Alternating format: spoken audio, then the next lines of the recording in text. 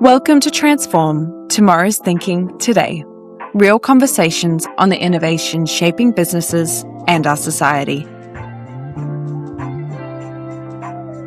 Welcome back to Transform. You're joining us for part 2 of a 3-part conversation about a recent trip that Tom and I took to Australia to talk about data, information and technology with 27 of GHD's current clients across all asset sectors as well. In the first part, we talked about some of the common challenges, what we saw, what's common between Australia and UK, what's common between clients in Australia. This time, we're going to talk a little bit more about the data versus applications versus platforms piece. Data goes into our applications, some of which in the infrastructure space are quite old. Because they're safety critical and because they're part of the safety case, or just because we put them in a long time ago and that was really painful and we don't want to do it again. Data into applications, because those applications are difficult and expensive to change. A lot of the time, we then put a platform on top of the applications to aggregate and integrate that data and turn it into insight, or at least that's the theory. We can't get rid of the legacy systems, but by putting the platform on top, hopefully we can make things better. But sometimes that kind of just adds complication. Tom, kind of what did we see in terms of where people were at in that process, and what were kind of some of the common themes there? Well, it kind of feels like almost quite an exciting time in the industry in general, that the kind of solution isn't just like more software. And I think people are coming to the realization of that. So it's kind of less, but better, and then also a move away. So like make better use of the systems and software that you have, and also potentially your kind of key transformation isn't the new software, which can cost a lot of money, is actually modernizing for where that software is. So kind of like less customization, because when you procure that in the first place, and in some cases that's kind of 10 years ago, 12 years ago, whenever, it was highly customized to do the things that you needed to do to operate safely your infrastructure. And then over that time, all of these systems now have built in that capability as part of their standard offering. And if you can have less customization, then that process of updating the system over time is less and less painful. So you're kind of there with the latest version of it if you have minimal customization, which I think is really exciting if organizations can get to that stage. We've definitely seen in the UK organizations putting off that question about updating the system, and effectively they do it until it's not supported anymore. And then there's a big flurry because there's a big risk associated with it. Yeah, the changes that AI is going to bring in terms of the costs of new systems and in particular the functionality that can come out of the box in the platform piece and the aggregation piece is going to be a real game changer. It does, however, referencing our previous conversation, bring the focus back to what are you putting into that box.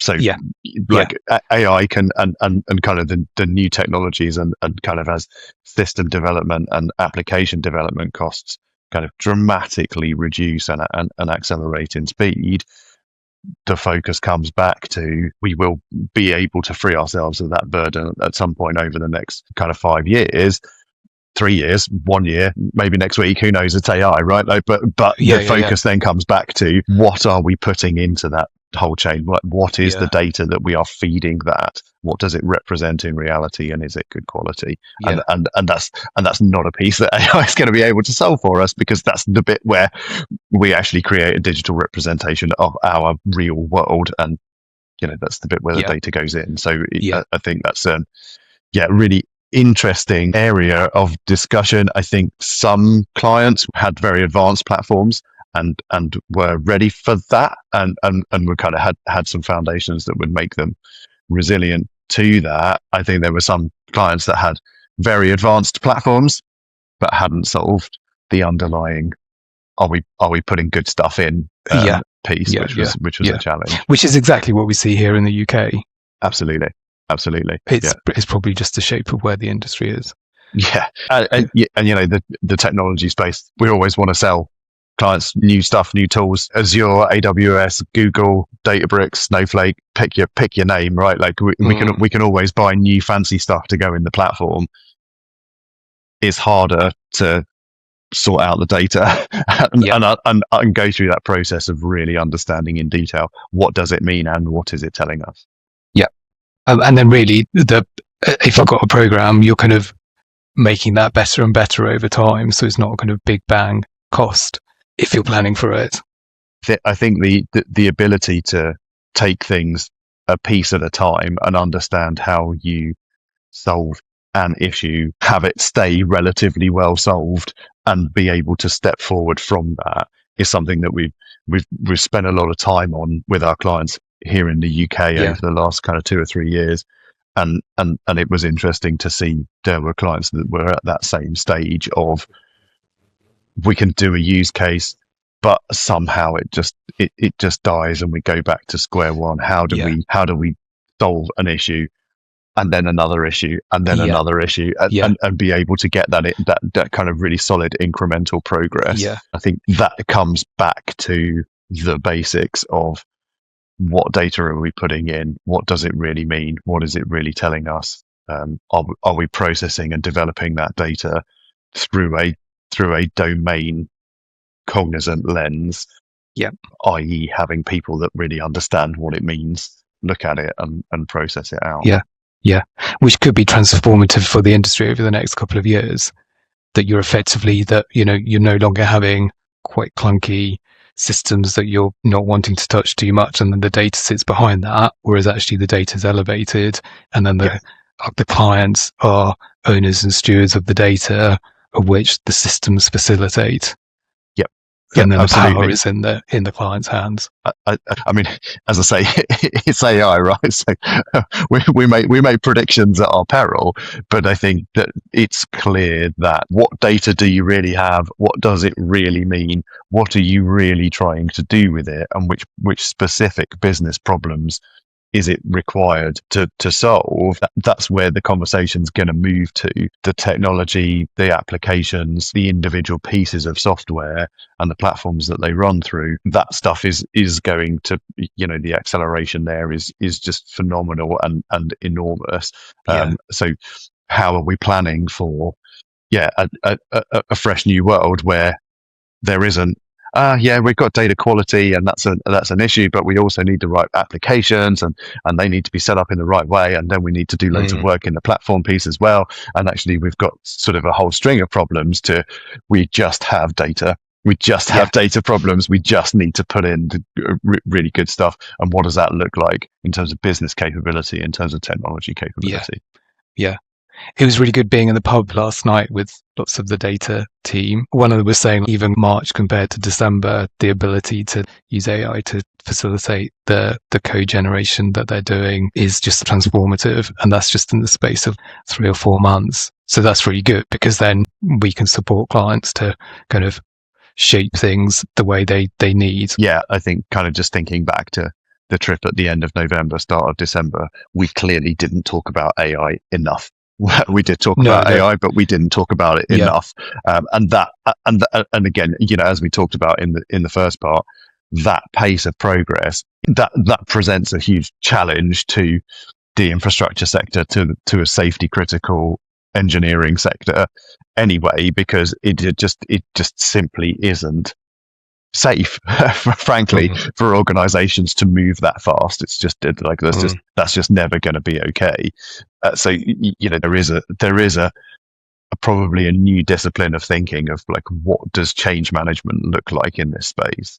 Like how do you resiliently try and lasso around a technology piece that's moving way faster than your organization ever will be able to? And I don't know what the solutions are in that space. Like I'm not sure that's a mature offering. I think it's a really fascinating area to think about. But there's going to need to be some experimentation to see what works and what doesn't. This sounds like we need another trip, John.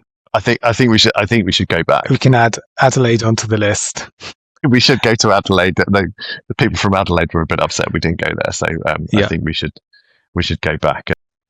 in conclusion, that acceleration, that AI acceleration, I think will bring the geographies closer together in terms of the issues that they're facing, because it is just going to make a lot of existing problems disappear if you can deploy it correctly.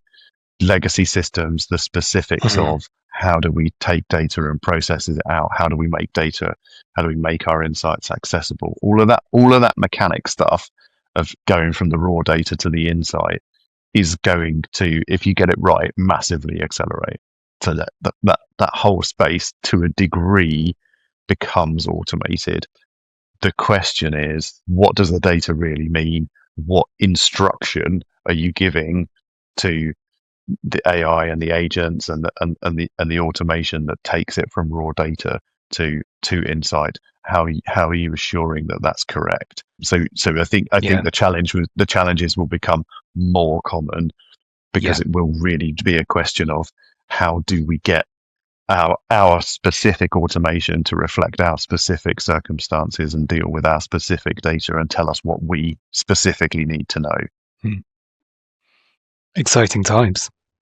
Yeah, it transformational times. There's an incredibly bright future here, which is we don't have to have terrible problems where we need to pay like tens and sometimes even hundreds of millions of dollars or even pounds to basically refresh a system and have the same functionality we had like a year ago with a much fuller wallet. We can focus all of that effort and all of that money on how do we improve our data quality? How do we make our data the best possible representation of our physical reality? And how do we give the right insights to the right people to manage and operate the infrastructure effectively?